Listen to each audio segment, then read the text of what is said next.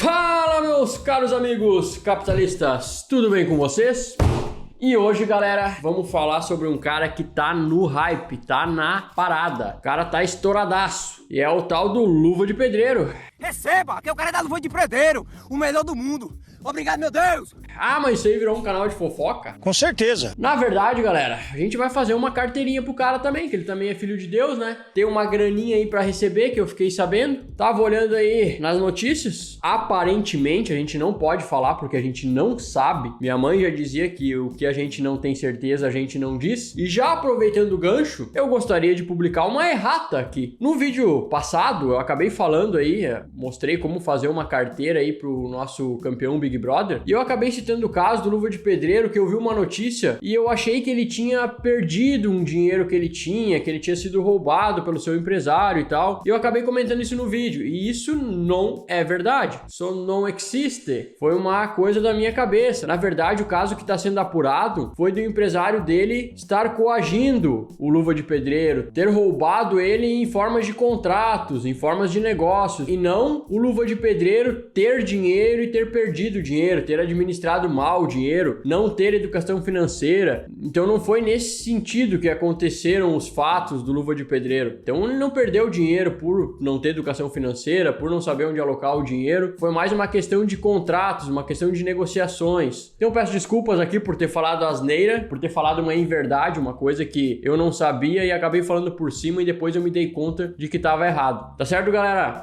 Desculpe! E se você não sabe quem é o Luva de Pedreiro, ou você não mora no planeta Terra, ou você não tem internet em casa. Porque o cara tem 1,5 milhão de seguidores no YouTube, tem 17 milhões de seguidores no TikTok e tem 15 milhões de seguidores no Instagram. Então o cara é quase a pessoa mais famosa do planeta Terra. Então, aparentemente tá tudo certo aí, ele acabou largando o empresário dele e parece que acabou fechando com o Falcão aí. Um cara que vai empresariar ele aí, fechar os contratos de publicidade e, enfim, desejo tudo de bom aí pro nosso querido amigo Luva de Pedreiro. Espero que ele consiga sucesso aí na sua carreira. Mas eu fiquei sabendo, me contaram, que ele tem uma grana para receber aí no valor de 2 milhões de reais agora no mês de julho. E como eu não me aguento, eu gosto de ajudar as pessoas, eu fiquei pensando, pô, se esse cara vai ganhar 2 milhões de reais numa carteira bem diversificada, esse cara não precisaria trabalhar mais pro resto da vida e ainda conseguindo crescer patrimônio. Então chega aqui comigo que a gente vai ver o que a gente pode fazer com esses 2 milhões de reais. E garanto que isso vai servir para você também, porque a forma de diversificar é praticamente a mesma. Então, vamos lá!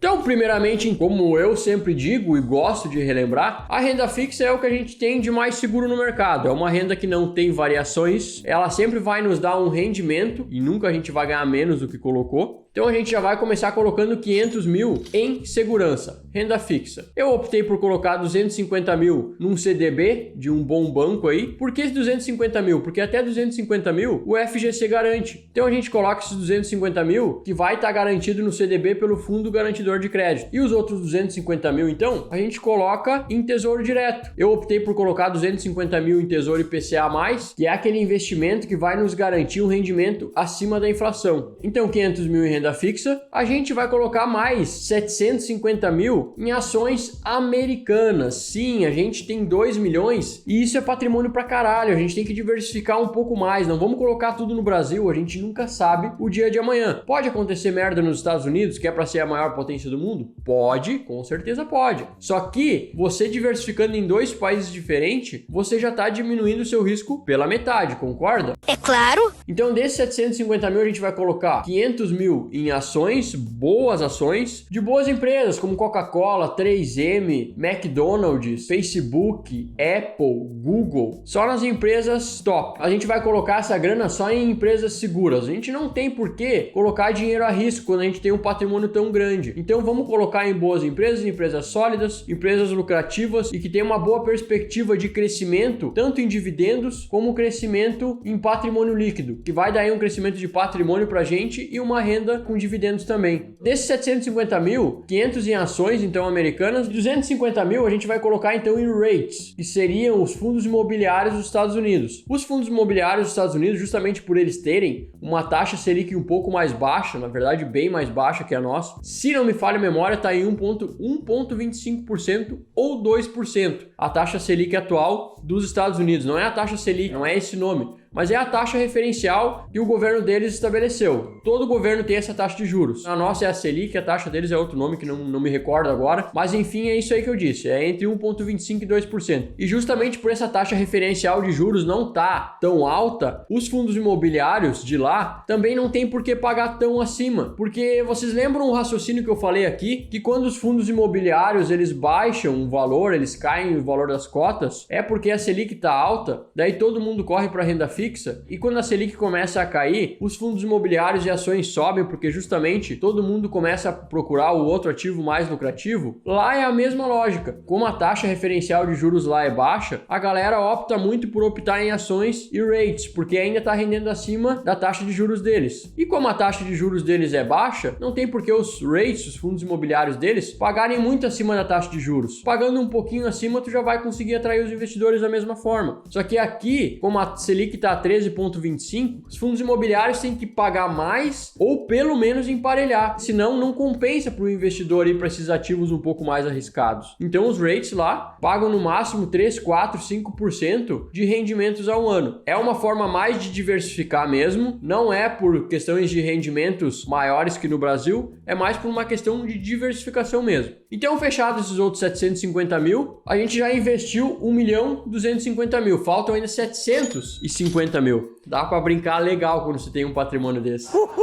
Não tem por que a gente colocar tudo num lugar só. É interessante. Por isso que é muito importante e é muito legal a gente aprender sobre investimentos. Porque olha só, a gente conhecendo todas as formas de investimento, como é bom a gente saber disso e fazer por conta própria, sem terceirizar isso para ninguém. E a gente mesmo administrar o nosso patrimônio de forma segura e da melhor forma possível, porque é você lidando com o teu dinheiro. Então, dito isso, a gente tem ainda 750 mil. Obviamente, a gente não ia deixar de investir no nosso Brasilzão. Acredito muito no nosso país ainda. Acho que a gente tem uma bolsa de valores que ainda está engatinhando. A gente tem muitos investidores ainda para entrar. A gente está em ascensão ainda aqui nesse mercado. Os fundos imobiliários, se não me falha a memória, estão com 2 milhões de investidores, mais ou menos. Os investidores em ações, se eu não me engano, estão caminhando para 5 milhões aí de investidores, pessoas físicas aqui no nosso país. Então, você imagina, num país que tem mais que 210 milhões de habitantes, a gente tem 3 a 5 milhões de investidores. Galera, isso é um mercado que está começando. Nos Estados Unidos, mais de 50% da população investe na bolsa de valores. Então, a gente tem um mercado que está recém começando, tem muito crescimento pela frente. Então, por isso a gente tem que aprender, porque quem entra primeiro normalmente ganha mais. Eu recomendo, hein? Então, a gente vai separar 250 milzinhos aí para investir em ações. Como eu disse, ações de empresas sólidas, empresas que se provaram ao longo do tempo, que têm caixa resiliente, que sempre deram lucro, que sempre pagaram dividendos. Então, 500 mil aí a gente vai separar nessas ações. E os outros 500 mil a gente vai dividir em fundos imobiliários. A gente divide aí em 10 fundos imobiliários, 50 mil em cada. A gente vai dividir em diversos setores, dá para escolher 10 fundos imobiliários, cada um de um setor diferente. Fundo imobiliário, lajes corporativas, galpões logísticos, fundo imobiliário de agência bancária, fundo imobiliário de cemitério. Meu Deus. Fundo imobiliário de fazendas aí do setor agro. Tem de tudo, galera. Tem de tudo mesmo. E é um mercado interessante porque ainda está em crescimento, ainda está em expansão. A gente é muito pequeno quando ainda se compara com os países desenvolvidos. Mas dá para fazer muita diversificação aqui dentro também. Então a gente vai escolher setores diferentes dentro de fundos imobiliários, setores diferentes dentro de ações e sempre escolhendo os mais rentáveis, mais sólidos dentro de cada setor, tá certo? E como é que a gente vai fazer isso? A gente vai fazer uma análise fundamentalista. A gente vai ver do lado das empresas se elas têm caixa, se elas estão dando lucro, se o preço ou o valor patrimonial tá um preço ok para comprar, a gente não tá pagando muito caro. A gente vai dar uma olhada na gestão da empresa, a gente vai dar uma olhada no histórico dessa empresa, se ela é uma empresa que dá lucro resiliente ou ela é uma empresa que estoura um ano, o outro ano ela já tá quase falindo. Então a gente tem que ter uma certa consistência numa ação, no histórico. Rentabilidade passada não é garantia de rentabilidade futura, mas é muito interessante porque no histórico a gente consegue ver mais ou menos o que a gestão tá fazendo, tanto dentro da ação